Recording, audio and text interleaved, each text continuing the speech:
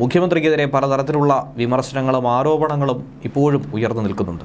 എന്തിനേറെ പറയുന്നു, Lavalin case പോലും. ആ സാഹചര്യത്തിലാണ് മുഖ്യമന്ത്രിയുടെ മകളും മുഹമ്മദ് റിയാസിൻ്റെ ഭാര്യയുമായ വീണ വിജയനെതിരെ മറ്റൊരു അന്വേഷണം കൂടി നടക്കുമെന്നുള്ള വാർത്ത രാവിലെ മുതൽ തന്നെ പുറത്തു കേൾക്കുന്നത്. ഈ സാഹചര്യത്തിലാണ് കേന്ദ്ര നീക്കം എങ്ങനെയായിരിക്കും, ഇനി സംസ്ഥാനത്തിൻ്റെ ഭാവി എന്തായിരിക്കുമെന്നുള്ള കാര്യത്തിലുള്ള ആകുലതകൾ ചർച്ചയായി മാറിക്കൊണ്ടിരിക്കുന്നത്. എക്സാലോജിക്കിനെതിരെ എന്ത് സംഭവിച്ചാലും ഒരു അന്വേഷണം ഉണ്ടാകുമെന്നും അത് മുൻകൂട്ടി കണ്ട് യൂത്ത് കോൺഗ്രസ് പ്രസിഡന്റായ രാഹുൽ മാങ്കൂട്ടലിനെ പോലീസ് മനഃപൂർവ്വം അറസ്റ്റ് ചെയ്തതാണെന്നാണ് നിലവിൽ ഇതിലെ പരാതിക്കാരനായ ഷോൺ ജോർജ് പറഞ്ഞിരിക്കുന്നത്.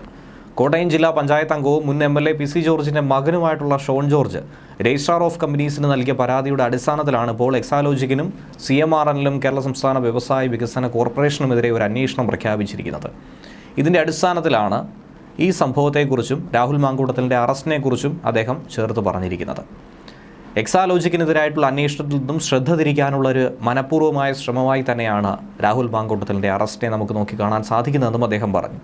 എക്സാലോജിക്കിനെതിരായിട്ടുള്ള അന്വേഷണം എത്തിക്കേണ്ടിടത്ത് എത്തിക്കുമെന്നാണ് അദ്ദേഹം ഇപ്പോൾ വെല്ലുവിളിച്ചിരിക്കുന്നത്. ഒരു രാഷ്ട്രീയ മുന്നണിയുടെയും പിന്തുണയോ സഹായമോ ഒന്നും തന്നെ താൻ തേടിയിട്ടില്ല എന്നും ഷോൺ ജോർജ് തന്നെ പറയുന്നുണ്ട്. നിയമപരമായി മുന്നോട്ട് പോകേണ്ട രീതിയിൽ നിയമത്തിൻ്റെ വഴിയിൽ തന്നെയാണ് സഞ്ചരിച്ചിരിക്കുന്നത്. CMRലുമായി ബന്ധപ്പെട്ട് ഇൻ്ററിം സെറ്റിൽമെൻറ്റ് ബോർഡ് ഉത്തരവിൽ പരാമർശിച്ച PV പിണറായി വിജയൻ തന്നെയാണെന്നുള്ള കാര്യത്തിൽ ഒരു സംശയവുമില്ല എന്നാണ് ഷോണിൻ്റെ വാക്കുകളിലൂടെ പറയുന്നത്. 2023 സെപ്റ്റംബർ 29 താൻ ഒരു പരാതി സമർപ്പിച്ചിട്ടുണ്ടായിരുന്നു.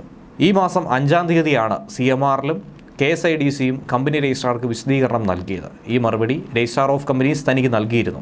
അതിനുള്ള മറുപടിയും താൻ ഫയൽ ചെയ്തിരുന്നു. 6 മാസമായി സ്പെഷ്യൽ ബ്രാഞ്ച് തന്നെ നിരീക്ഷിച്ചുകൊണ്ടിരിക്കുന്നു, ഫോൺ ചോർത്തുന്നുമുണ്ട്.